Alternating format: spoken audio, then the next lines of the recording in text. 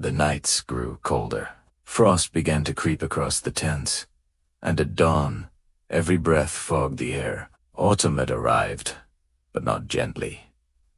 It came early, harsh, and unforgiving. With it came the stark realization that this campaign was no longer against a nation, but against nature itself. Fires, once roaring symbols of camaraderie and warmth, now struggled to stay lit against the biting winds.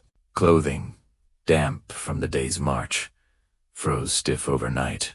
The vast, empty plains that had once seemed like a clear path to victory now felt like a trap, slowly closing in around them. Every victory marked on a map meant nothing against forests that stretched on forever, rivers that were already turning to ice, and winds that cut through even the strongest among them. Each day morphed into a new kind of test. It was no longer about military strength or tactical genius. It was about sheer survival. It felt as though the land itself had been biding its time, waiting for the perfect moment to strike. And it didn't strike with armies or cannons. It struck with cold, with hunger, and with the slow, relentless erosion of every ounce of certainty they had once carried. Winter did not arrive as a season. It descended like a verdict. One morning, the soldiers awoke to a world transformed, a world turned completely white. A silence hung in the air, a silence sharper than any blade. The cold was so profound it seemed to crack metal and numb thought itself. The grand march that had once thundered across Europe now staggered forward in broken, desperate fragments. Each man was struggling, not toward a glorious victory, but simply away from death. What had begun as an advance into glory had become a desperate fight for every single breath. The retreat was never officially declared. It was simply understood, step by agonizing step. The great army turned its back, leaving behind the ruins of its own ambitions scattered across frozen roads.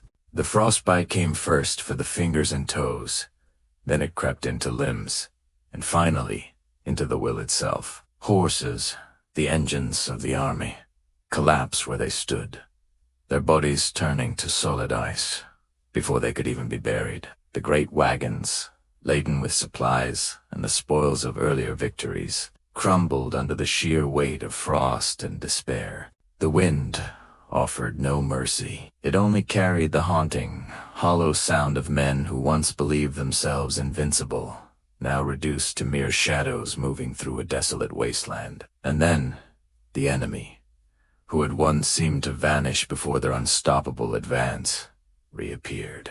They were like ghosts emerging from the swirling snow, light, fast, and utterly relentless. They struck from the cover of the forests and vanished again just as quickly, letting the brutal cold finish what their muskets had started. Every mile of the return journey became a battlefield without boundaries, a cruel partnership where nature and man collided. Small fires offered little warmth and even less hope. Rations dwindled from meager to non-existent. Hope itself became a distant memory rather than a driving force. The once mighty columns, a sight that had struck fear into the hearts of kingdoms, now stretched into thin, fragile lines of suffering. Officers no longer rode ahead.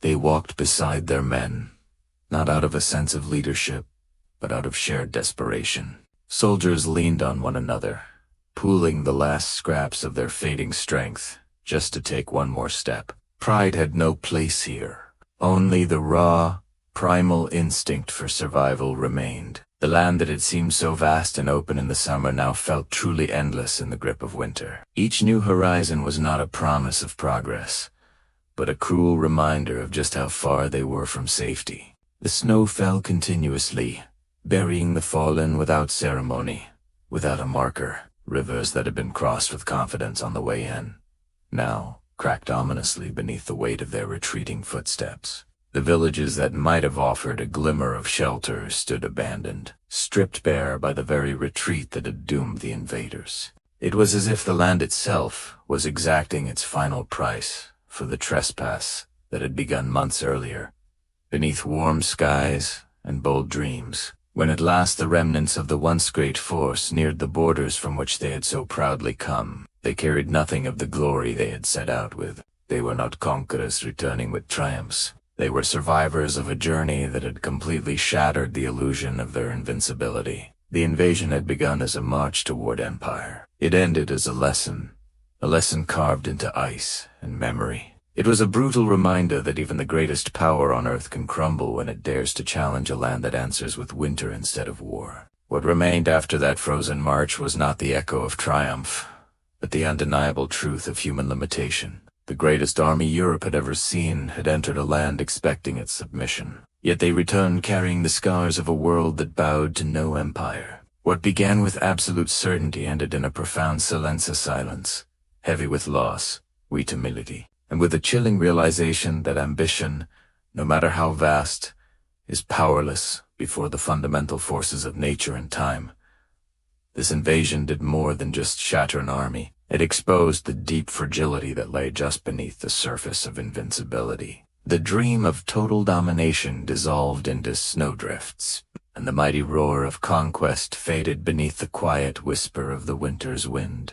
The retreat marked not just the end of a single campaign, but the beginning of the unraveling of a legacy that had, until that point, seemed unbreakable. The world would remember this moment not for its victories, but for its devastation. It would remember the sight of a force once feared by entire continents, reduced to fragments of men struggling across a frozen, unforgiving ground.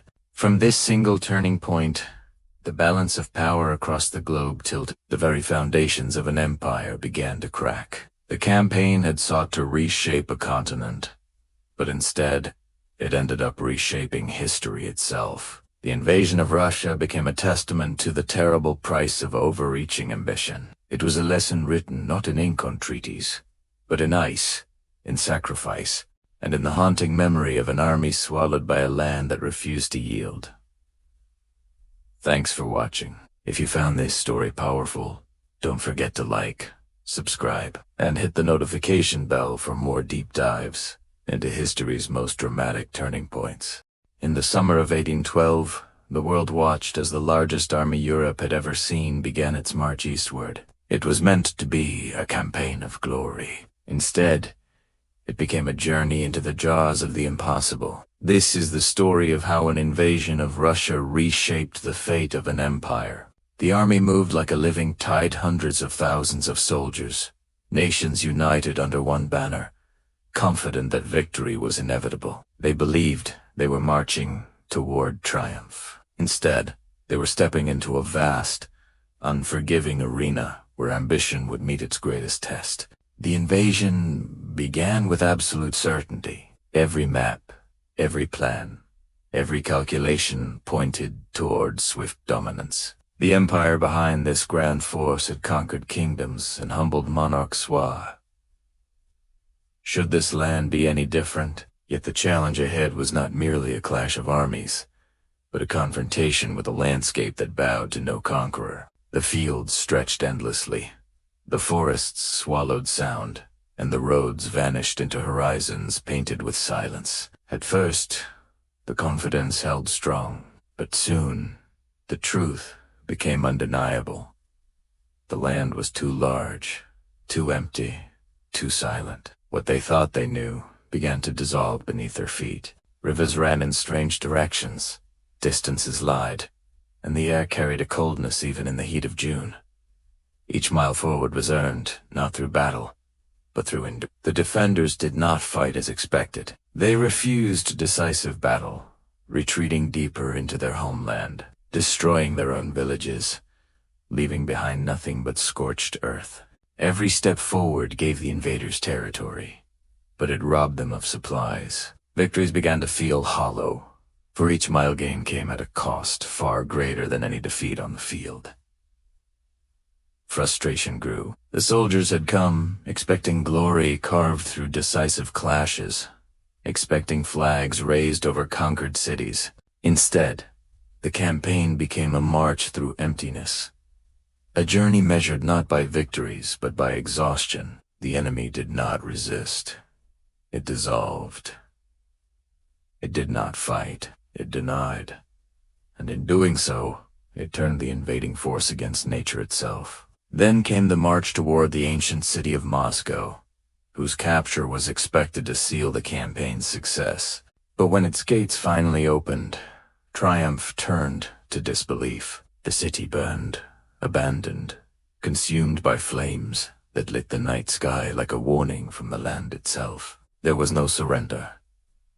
No celebration, only the crackle of destruction and the whisper of an enemy that had vanished into its own wilderness. The great prize was nothing but ashes. With the city a smoking ruin and no surrender in sight, the army had no choice but to wait. But as weeks bled into months, the temperature fell. The air thickened with frost, the rivers froze, and the great army that had marched with pride now struggled simply to exist. Winter descended not as a season, but as a weapon relentless, merciless, unending. Hunger replaced discipline. Desperation replaced strategy. Soldiers who once followed commands with precision now followed only the instinct to survive. Supplies that should have lasted weeks barely survived days. The further they had marched, the more the land devoured.